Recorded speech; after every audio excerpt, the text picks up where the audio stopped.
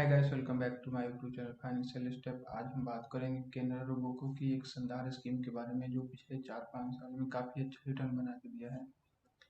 और आप 1000 की एसआईपी से कैसे 1.28 करोड़ की कॉर्पस तैयार कर सकते हो। और किसी ने इस फंड में 1 लाख रुपए पहले 4-5 साल पहले इन्वेस्ट किए होते तो आज उसकी वैल्यू 2.5 से 3 गुना के आसपास हो गई होती। इस फंड ने 2.5 से 3 गुना बना दिया होता उस 1 लाख की वैल्यू को।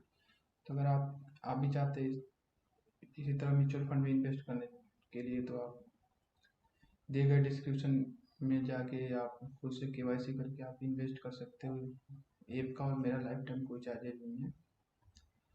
अगर आप म्यूचुअल फंड में इन्वेस्टमेंट करना चाहते हैं तो म्यूचुअल फंड में आप 100 रुपये से भी इन्वेस्टमेंट शुरू कर सकते हो।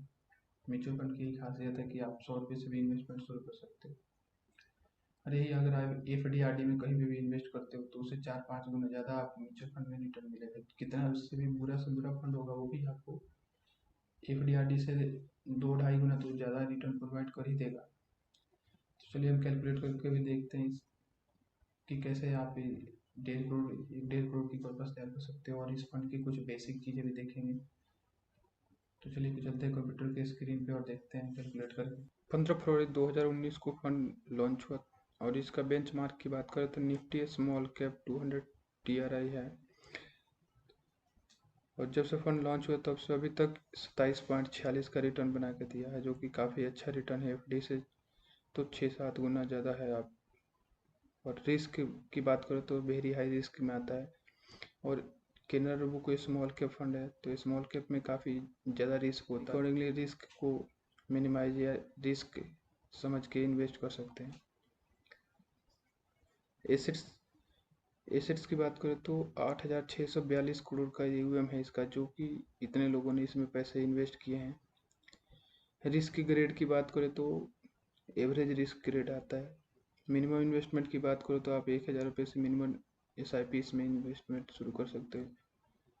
लमसम इन्वेस्टमेंट की बात करो तो आप 5,000 रुपये इसमें लमसम मिनिमम इन्वेस्टमेंट कर सकते हैं। और इसकी रिटर्न की बात करें तो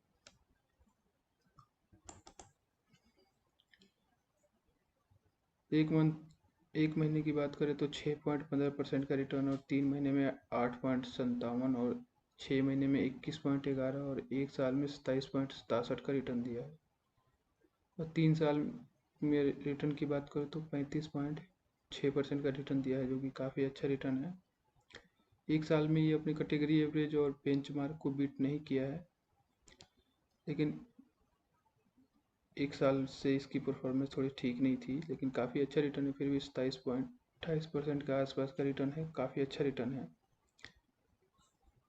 ऑल टाइम की रिटर्न में अपनी कैटेगरी एवरेज और बेंचमार्क को काफ़ी अच्छे मार्जिन से बीट करता है। रिस्क की बात करें तो इसमें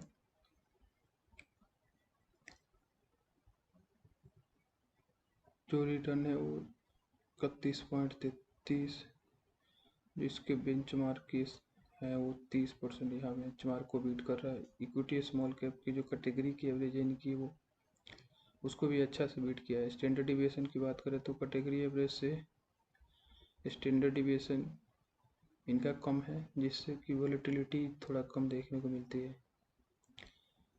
और बाकी आप देख सकते हैं शार्प रेशियो, स्टेनो और बीटा अल्फा भी देख सकते हैं, जो कि ठीक ठाक है।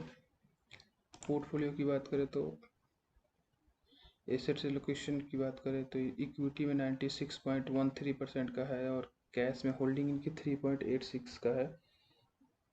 कैश में होल्डिंग इन्होंने रखा हुआ कि अगर काफ़ी इन्वेस्टर एक साथ रिडीम्शन डालते हैं तो कैश की लिक्विडिटी की समस्या नहीं होगी। तो काफ़ी अच्छा है, जो फंड मैनेजर ने इन्होंने काफ़ी अच्छा सोच रखा हुआ है। जो पोर्टफोलियो होता है इनका एग्रेसिव होता है। और इनकी इन्वेस्टमेंट की बात करें तो लार्ज कैप में 4.85 और मिड कैप में 59.98 है और स्मॉल कैप में है 25.02।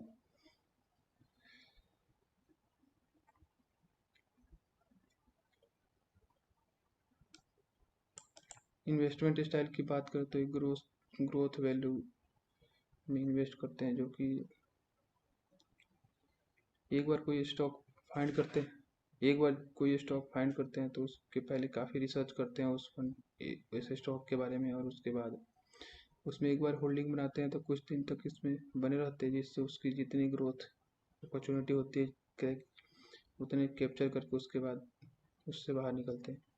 अगर आप इस फंड में 1000 की SIP करते हैं और इस फंड ने जो इन्वेस्ट रिटर्न बना के दिया है ऑल टाइम की, तो जो 29-30% की है, तो आप हम इसको 22% की कैलकुलेट करके देख लेते हैं। तो 10 साल में जो आप इन्वेस्टमेंट अमाउंट जो इन्वेस्ट करोगे 1,20,000, जो एस्टिमेट गेन होगा 3,15,000 की, जो वैल्यू हो जाएगी आपकी 4,35,864 की।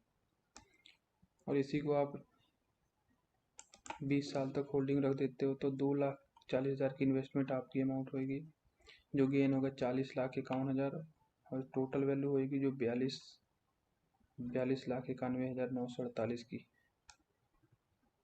और यही होल्डिंग आप 25 साल तक कर देते हो तो